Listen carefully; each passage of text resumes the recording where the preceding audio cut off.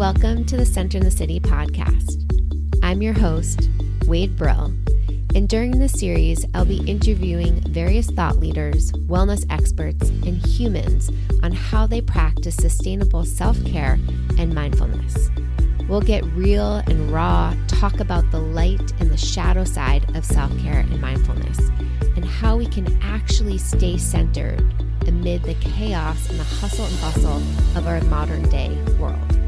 So settle in and get centered.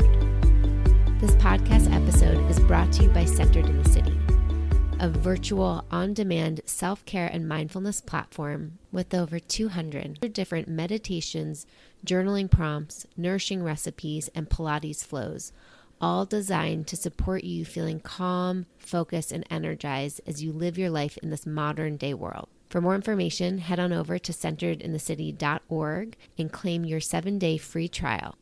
I am so excited to announce a really fun way that I can connect to you, you can connect with me, and this beautiful community at Centered in the City can just keep connecting and growing and expanding and having bigger impact. When you head to centeredinthecity.com, you will see a little icon that says send voicemail. When you click that icon, you can send me a voice message. This is an opportunity to share a question that you want me to have answered on the podcast. You can suggest a topic that you'd like me to do on a solo episode. Maybe you have a dream guest you'd love me to have. Or maybe you're a Center in the City member that want to celebrate something you learned or practiced inside of the platform with all of the resources that are at your fingertips. Whatever it is, I can't wait to hear from you. I can't wait to support you.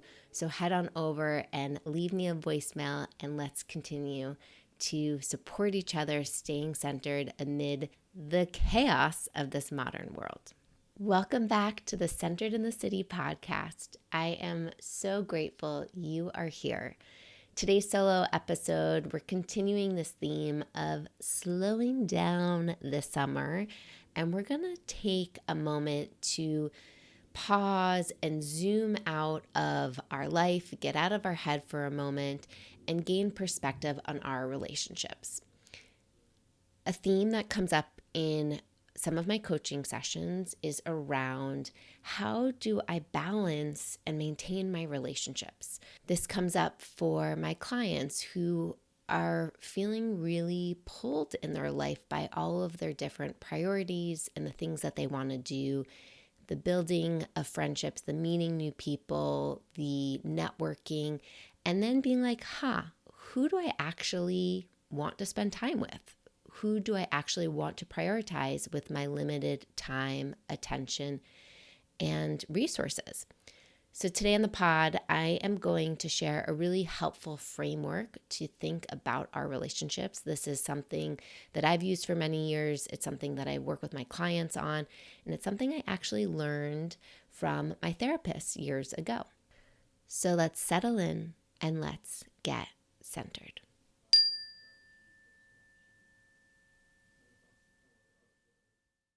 Relationship building is a really fascinating topic. As adults, it can be really challenging to make new friends, and it also takes a lot of effort to maintain those relationships that matter most to us. I like to think of relationships like a garden, right? If you don't water them, they will wilt and die. It's just the fact of life. So then this question comes up for us of, how do we balance maintaining our relationships when, as busy individuals, we are pulled in so many different directions? And who and how do we focus our time and attention on those various relationships? According to a survey done in 2021, said that Americans have between 3 and 5 close friends. And obviously, this number of friends depends on factors that include your age, your marital status, your occupation, your cultural background, your gender, where you live. Somebody older in life might have less friends because maybe people are passing away. Or maybe somebody in a city might have more friends because they're in closer proximity to people. So it makes sense that this number varies. I want to pause here and just check in. Notice your relationship to this data point.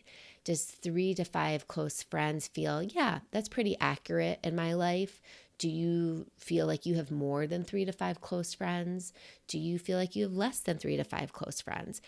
With a lot of curiosity and kindness, just check in and notice your relationship. It doesn't have to be a judgment. This just gets to be an opportunity to assess and get some clarity. Your next question might be, okay, Wade, well, how are you defining close friends? And I'd say that is a great question, because our world right now is really muddled.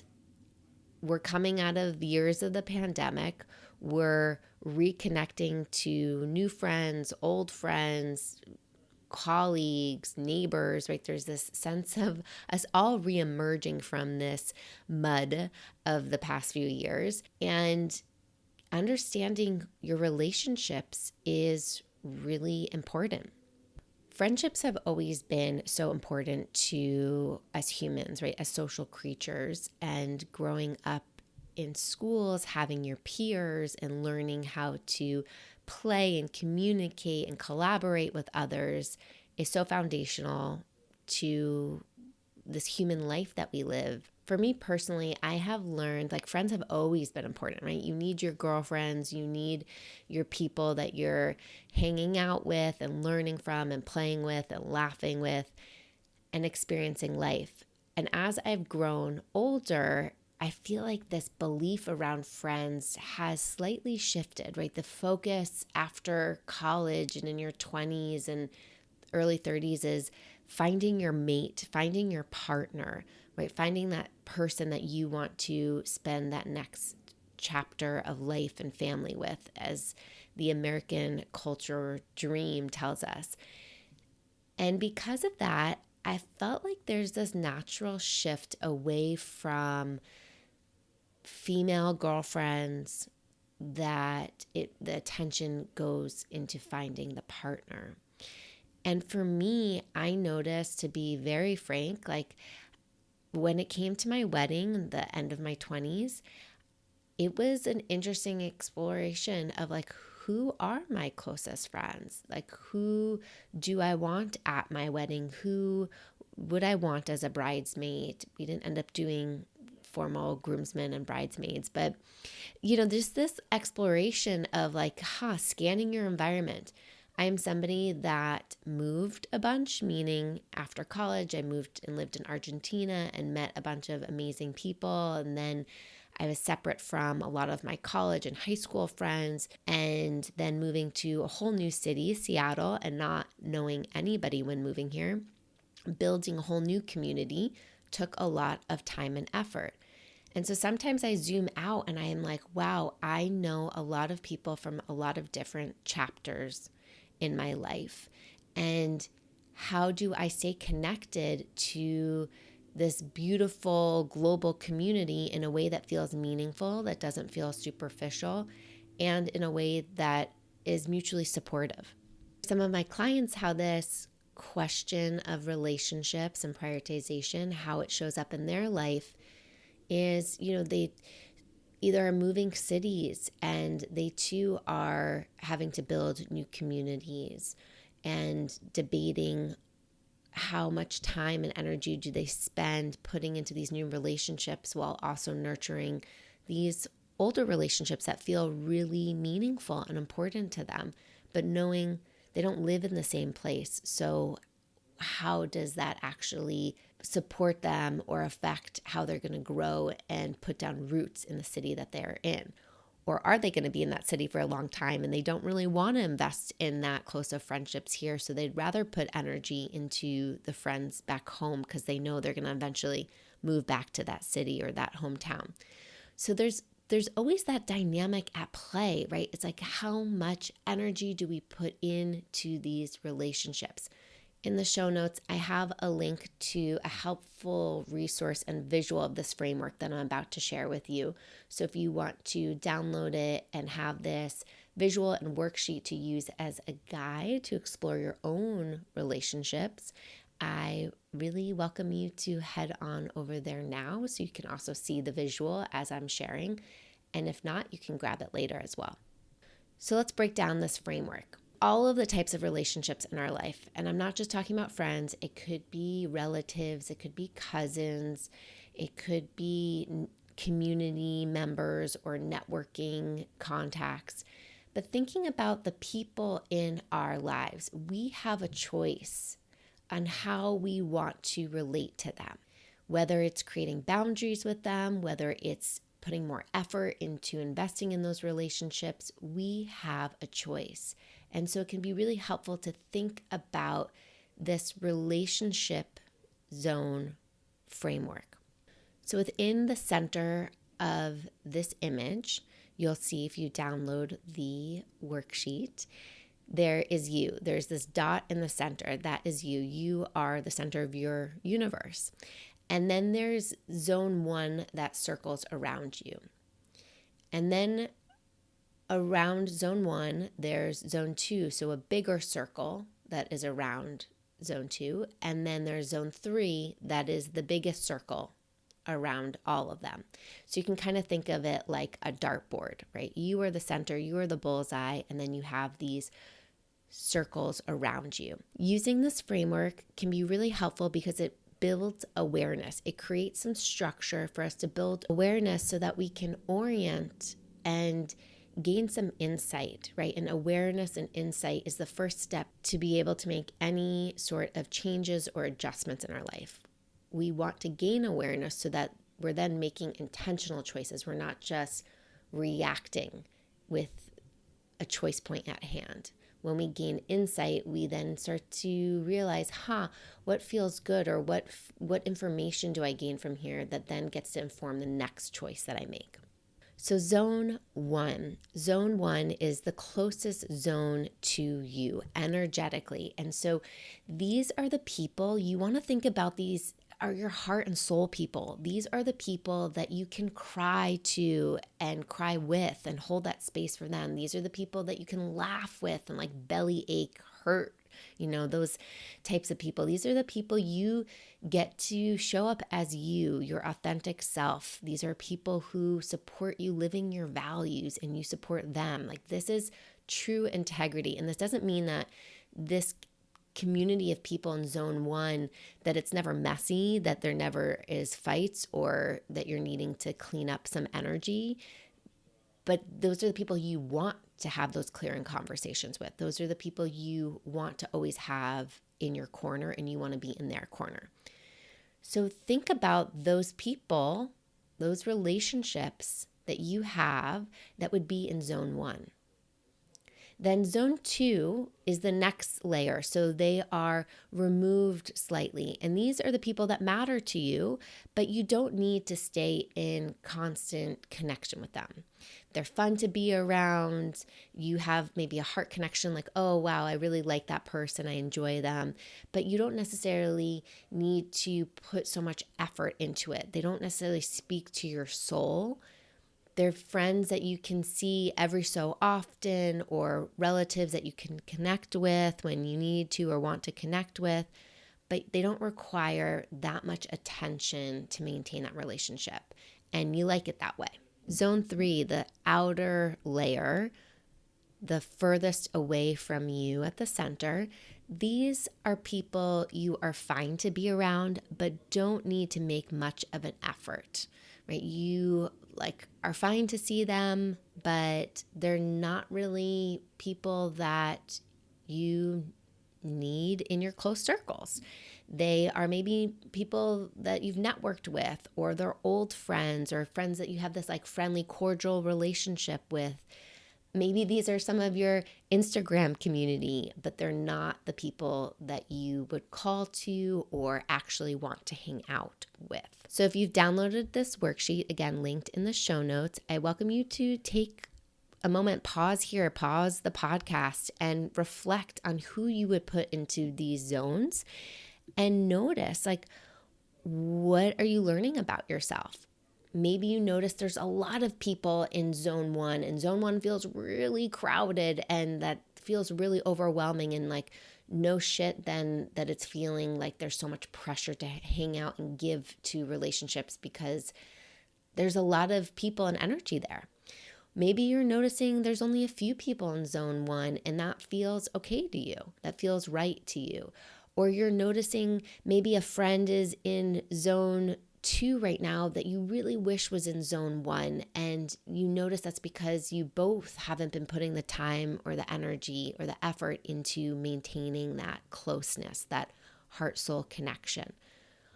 Or maybe you notice, wow, there's a lot of people in zone 3 and I like it that way. That feels safe to me. Or, wow, I'm pushing people away. I'm not making an effort. I'm keeping people really peripheral in my life, and I'm actually craving some of that more heart soul connection in my zone 1, zone 2 friends. Maybe you're noticing, wow, all of the people who are in zone 1 aren't people that I live near. And what does that say about how much I've invested in my relationships where I am? Or how much does that say about the community I'm building? Again, not from a place of judgment, from a place of observing, of learning with care. What I hear from clients when they do this exercise is it gives them like an exhale, like, oh, wow, I don't have to be everything to everybody. When you're somebody who has a big heart and really values connection and that social capital, it can feel like building relationships becomes a have to or a should, and that puts a lot of drain and pressure. And so this framework can help them just soften a little bit to recognize, you know what, these are the people I really want to be watering more often. And these are the people that I'm okay to water every so often. And these people, I'll water when I get to it, or I'll water if I have some leftover water. But it's not like I need to dig into my well and find more water to give to everybody. And that ends up completely draining my clients. Now, let's be real here that when we do this friendship zone configuration, it isn't set in stone. Like everything, it is always shifting and changing. So I share this framework because it's not like, oh, everybody get into your places and stay in your places.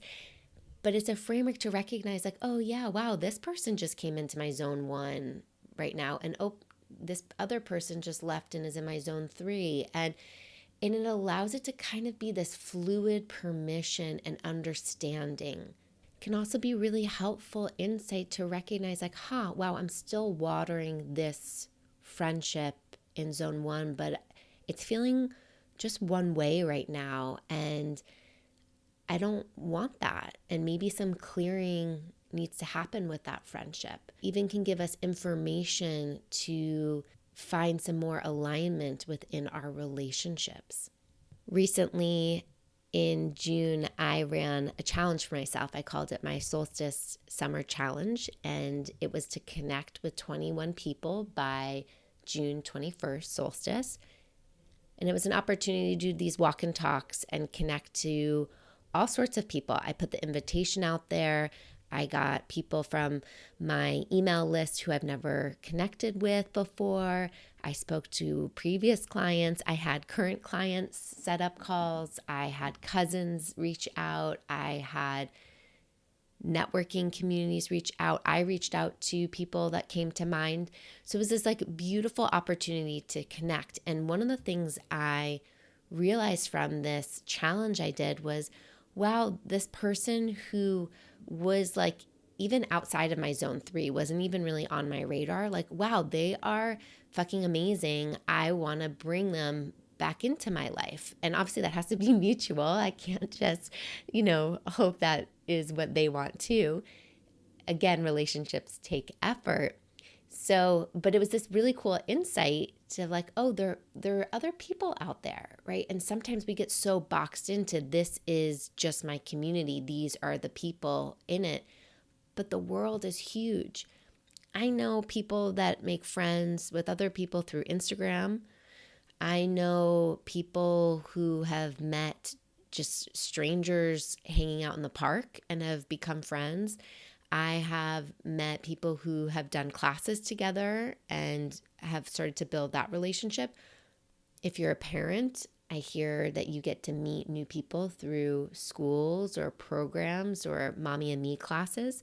So there's so many ways to be building community and exploring, adding new blood into the mix, adding new relationships into the zones if you're also looking for a shakeup. I also want to highlight that if you are in a partnership, your relationship zones are going to and should look different than your partner's. You, of course, might have overlap and have similar people in your circles, but I think sometimes in relationships, and I see this within my own relationship, I see this with the others' relationships, your world can get really small because you have a lot of couple friends, or you start to water those couple friends more because it's fun or enjoyable to have more of those couple dates than single relationship points. And that is just really helpful information in itself. I have learned over the years that I need to and want to be maintaining my own independent relationships as well. That's really important to me. And that is going to mean more independent time away to water those from my partner. And that's okay. My hope with sharing this framework is that you can take a breath for yourself and come back to your center, right? Come back to this dot in this center of these zones and gain some perspective and choice, and not feel like your energy is being pulled in all of these different directions, but instead you are choosing where you want to put your focus and attention and energy and resources. I welcome you to share with me what's coming up for you. Feel free to join me on Instagram and send me a DM at OneWade. You can leave a voicemail on that fancy feature that you see on the homepage of centerinthecity.com, or send me a note through a link in the show notes where you can contact me and we can have a dialogue about what's coming up for you. If you found this episode to be helpful and insightful for your reflection, think of a friend that you would like to share this resource with. Maybe somebody you just recently had a conversation with around friendships or around prioritization of time and energy. And let's support each other getting centered.